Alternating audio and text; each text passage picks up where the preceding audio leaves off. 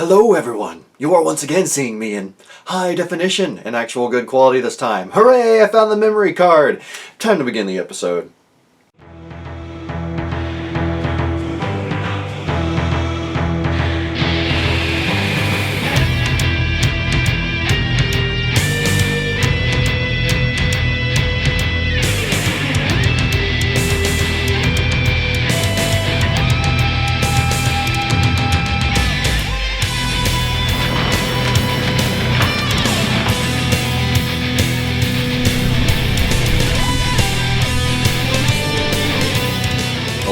I'm Papa Kenn, and welcome to episode 82 of Discovering Doctor Who. And today the episode I'm going to be talking about is the Crimson Horror.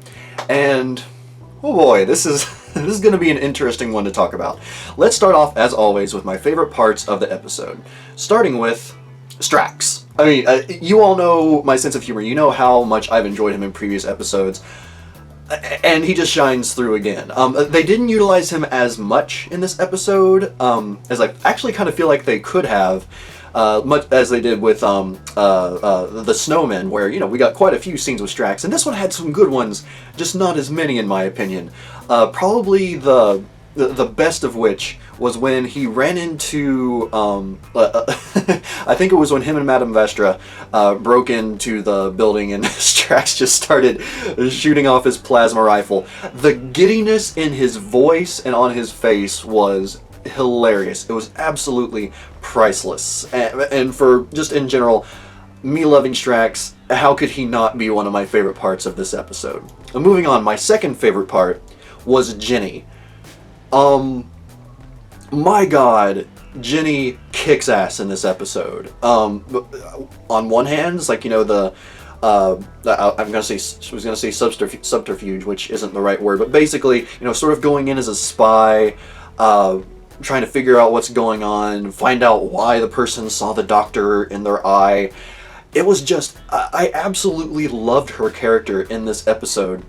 And one thing, this isn't really an annoyance, but I did notice that Madame Vastra was sort of very much a secondary character, or almost an afterthought in this episode. She did, you know, play a pretty central role, and she did provide a little bit of insight as to, I guess, the main villain, or one of the main villains of the episode. But overall, Madame Vastra was kind of pushed to the side, whereas Jenny just shined through in this episode, in my opinion. Especially where, I mean, she literally started kicking ass. She started beating down the attack of the supermodels, as the Doctor put it. So yeah, I absolutely love that. So Jenny was just amazing in this episode. Now, moving on, my third favorite part of the episode, Ada's monster. Just the whole idea. Now, admittedly, I basically kind of knew what was going on. I knew that it was probably the Doctor, like something had happened to him, like it just sounded like banging and clanging because he couldn't talk for some reason. But just the whole idea of, you know, her taking care of this monster, of it being her monster, which she continues to refer to him as throughout, because, I mean, well, obviously she's blind, she can't see him, but, you know, he's her monster. And I love the idea around that. I thought it was really cool and pretty darn interesting. Now, moving on, my fourth favorite part of the episode was that we got more of the old Clara. And I mentioned this in the previous episode, but it shined through even more in this episode, especially once she came back around. Like, you know, she kind of started taking charge. And even the Doctor says, you're the boss, which she's like, am I? So yeah, it's like there's a little bit more of what grows to, sort of like the character that came before the, I was going to say Jenna, it came before the Clara that we know now. It was like I'm starting to see more of it shine through. So in a way, although it's not like, you know, I think it's just kind of written that way, we don't really have much of a transition, there is more of that old Clara peeking through, and I love it. I absolutely love it. Now, moving on, my fifth, I believe it's my fifth favorite part of the episode. Yes, the acting. Now, I will say this, there are several scenes in this episode where there is a lot of overacting, like, very much overacting, like just pure hamming it up, theater-style acting, but it's really good. really, really good. Like Mrs. I keep forgetting her name. The main bad person, Mrs. Gillyflower. Like she is just portrayed as this absolutely insane person. Like at first as sort of a, just religious nut. And then, like, her madness just starts coming out more and more. The actress that played her did a really good job, in my opinion. And then Ada, or the woman that played Ada, I mean, she did an excellent job as well. Again, hemming it up from time to time, and having just a very theatric presence. But the one scene that got me the most was when the Doctor is able to reveal to Ada that the mother had experimented on her.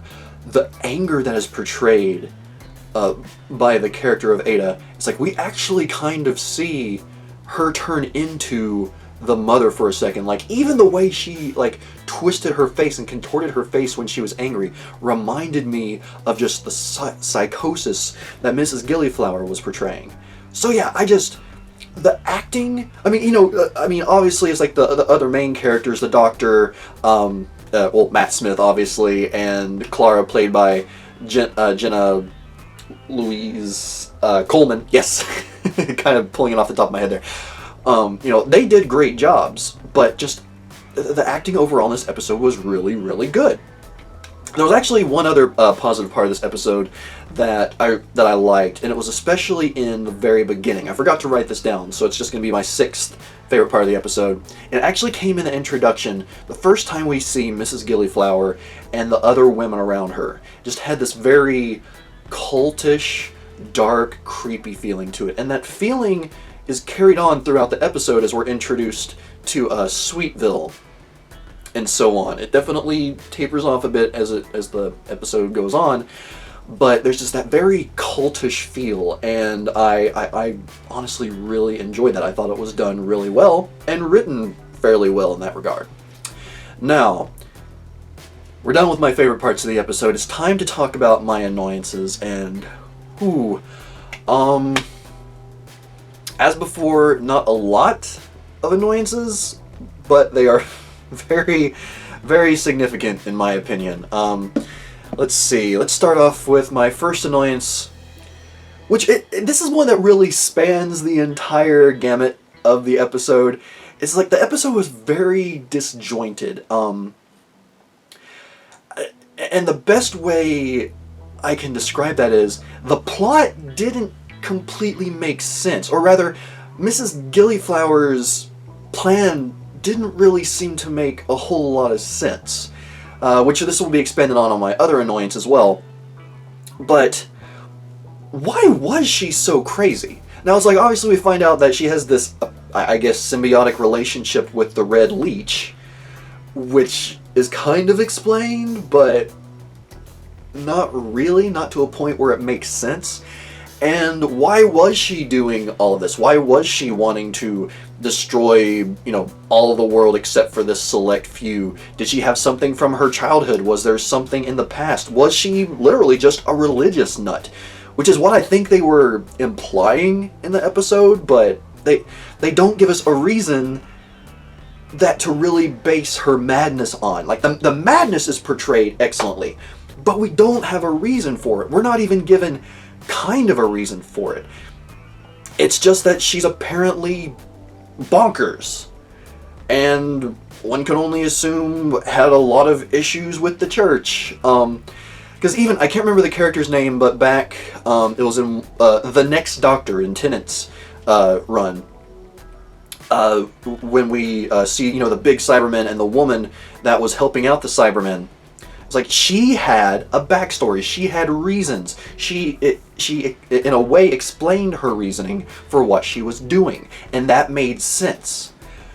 But here we're just given, like, she's portrayed excellently as this bonkers character, but we're not told why. And it doesn't have to be, again, it's like, I'm not asking for someone to literally come out and give us some exposition.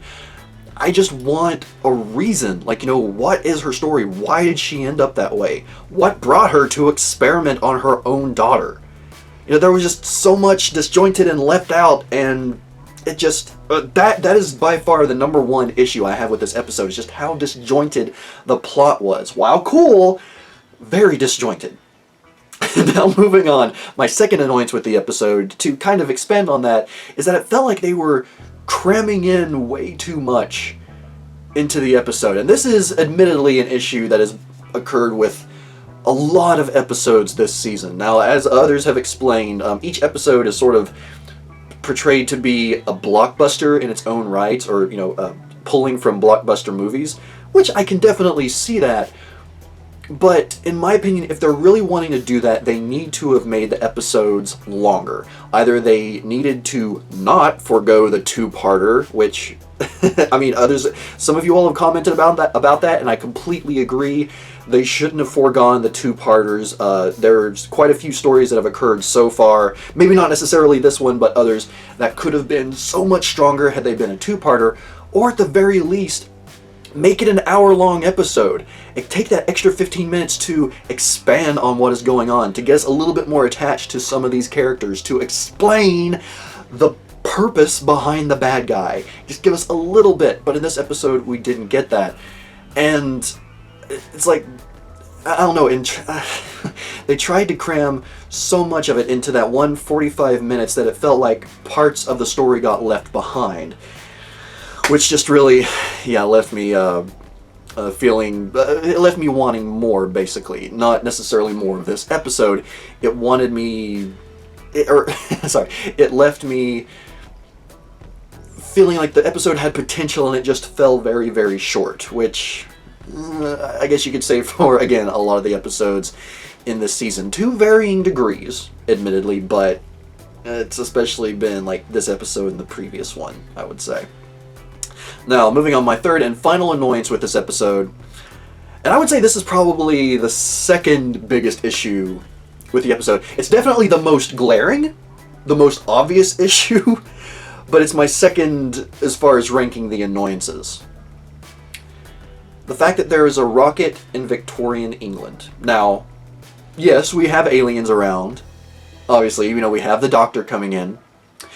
But let's take something into account here. The Red Leech is a prehistoric character. It is, from Madame Vastra's time, or her species time. And while admittedly, Madame Vastra has adapted with the times, this is just a leech that apparently was found in the middle of a river or something like that. And unless I'm mistaken, it doesn't seem to have any knowledge, any, futuristic knowledge. It is just a prehistoric leech that has a symbiotic relationship with a human of the Victorian era. So, how do we get a rocket that is meant to propel this poison into the atmosphere and spread the poison everywhere? How do we get that when there is no alien technology? There was no, other than the TARDIS, and, well, I guess Strax, but Strax hasn't been associating with the woman. How do we get that rocket during that time? It doesn't make sense. And I know, some of you, trying to help me see the positive side of the Season 7 episodes, and I have for the most part. It's like, I feel like I've been seeing the positive part, but there has to be some logic. There has to be some way of explaining it, even if it's exposition, even if it's just a sentence of saying how she came across this technology, but it's not explained.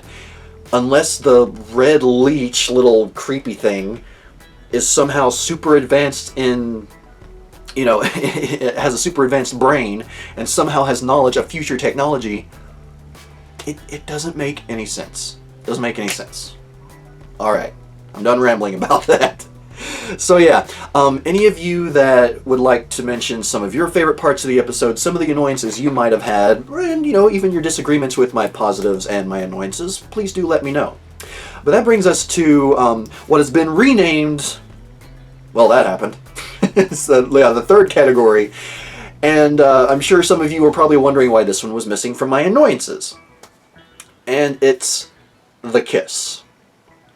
It's after Jenny saves the Doctor, and he's back to his old self, and I don't know, it's just like the way he talks to her, and then he like leans her over and gives her a kiss. I don't know, when I first saw it, I thought it was funny. I thought it was a funny little bit because the Doctor is just elated that he's not dead, because I mean, we don't know how long he's been, or maybe it's explained, I don't remember, but anyway, he's been, you know, in that red stuff, unable to move or talk for the longest time, and then all of a sudden he's saved, so of course he would be elated, he'd be acting weird. But when I go back and think on it, I don't know, it felt somewhat out of character. Like, you know, it's not out of character for the Doctor to, you know, get all giddy and just, like, you know, thank and, like, you know, spin around in a circle dancing. But, well, first of all, he knows that Jenny and Madame Vastra are a couple. And the thing, I don't know, the way he talks to Jenny is fairly disrespectful, referring to her as, you know, basically like a sexy Victorian maid. And then he, you know, just plants his kiss on her without her obviously wanting it, as displayed by her smacking him in the face afterward. So yeah, I don't know how to feel about that moment. On the one hand, I can see how it was supposed to be portrayed, how it was supposed to be taken. But at the same time, I don't really like it. But it's not something that ruins the episode for me. It's just a moment that was really weird, kind of funny, but really weird, and it's over. It's gone. It's never mentioned again. I don't think it should have been in the episode at all, but it was there, so yeah. Well, that happened. Alright, so moving on from there, it is time to talk about my track of the episode, and finally, they gave us more than one track to listen to for this particular episode. We have 3. Each of them is about a minute long. I don't think any of them reach 2 minutes, according to the tracks I was looking at. And the one that stood out the most to me is called Crimson Horror. You know, obviously named after the episode. And I felt like it captured the feel of the episode as a whole. It stood out the most to me, and I thought it was, you know, pretty powerful. The other 2 were okay. I didn't really have any, you know, huge feelings overall. It's like, you know, they were just kind of background noise overall, or in the end. Whereas Crimson Horror, it stood out to me, and it evoked some emotions. It felt like it really grasped, as I said, it grasped the feeling, or the feeling that the episode was trying to portray as a whole. So yeah, there you go. Alright, now, moving on from there, it is time for my quote of the episode. And this episode admittedly had some pretty good lines to choose from. The one that I picked in the end was... It was a combination of the acting, as done by the actress that played Mrs. Gillyflower, and just... I don't know, the line just sounds brilliant to me. It was really well written. So the combination of the writing and the way it was portrayed really worked for me. So, you know, first it's the Doctor, and then it's Mrs. Gillyflower. In the wrong hands, that venom could wipe out all life on this planet. Do you know what these are? The wrong hands! That, it's just... And again, like, my reading of it was horrible just now, but that line, it's just like, it's so good! It's like, you know, the villain knows she's a villain. She knows that she is a horrible person, and she embraces it because she's just so freaking crazy. I just absolutely love that line. Now, obviously, if any of you have some other lines that you might like from the episode, please do let me know, because again, there were quite a few that could be could be said to be favorites for this one. But overall, that one stood out the most to me. As far as the theory goes, you know, it hasn't changed any. I still believe, you know, I mean, obviously this is the original Clara that we're getting. And I feel like it's being emphasized even more because, as I mentioned earlier, it feels like we're getting to see more of the old Clara. So it feels like she's slowly growing into that Clara we knew before, or one of the 2 versions, or maybe both, however that works. But yeah, I feel like I mean, well, obviously, definitely this is the original, and she's growing into that character that most of us really enjoyed, or at least it seemed like most of us enjoyed more than the current Clara. Although I do admit, I liked her in this episode. So yeah, there you go. And before I get into the poem, as for my overall thoughts on the episode, it's hard to say, really. As I mentioned earlier, there were a lot of good points. There were some parts of this episode that I really, really liked. But overall, when you take into account how disjointed it was, how it felt like they were trying to cram in too much into one episode and leaving some important parts aside on the cutting room floor, which is also issues that have been with some of the other episodes so far this season, especially in the second half. And then that unexplained rocket that it's not explained. I feel like it's overall stronger than the previous episode, but it's still, there's so much about it that kind of drives me crazy. I don't know. I don't even know how to rank it. It's one of those that kind of leaves me baffled in that I liked it, but then I don't. So yeah, I just don't know what to say. I don't know what to say. Oh, but I will say this, the ending of the episode was pretty clever, having the kids catch Clara in the act. It's like showing these pictures, which I'm a bit dubious as to how that happened, because it seemed like it was a bit harder for people to spot the Doctor in the past, and I don't know that there were any cameras around at that time, so who took the pictures? I don't know, that's kind of weird and unexplained, but the scene at the end was funny. It was pretty enjoyable, just seeing Clara get caught like that red-handed. It was pretty funny. Alright, now time to move on to the poem of the episode, once again, written by James Wylder. And this is one that I definitely feel like I get the grasp of what the poem is trying to say, and how it ties into the episode overall. So, without any further ado, The Crimson Horror. Monster, my monster, if bloody eyes could see, what would your horror be? Mother, my mother, hands like hooks and gnarled breast, violent familial sanctity. Doctor, my doctor, setting me free, and I would live past this test. Monster, my monster, what would your horror be? Now that one, I feel like it took the theme of the episode and it made it into this beautiful, almost like, we're looking into the thoughts of Ada, which, obviously it's like, monster, my monster, mother, my mother.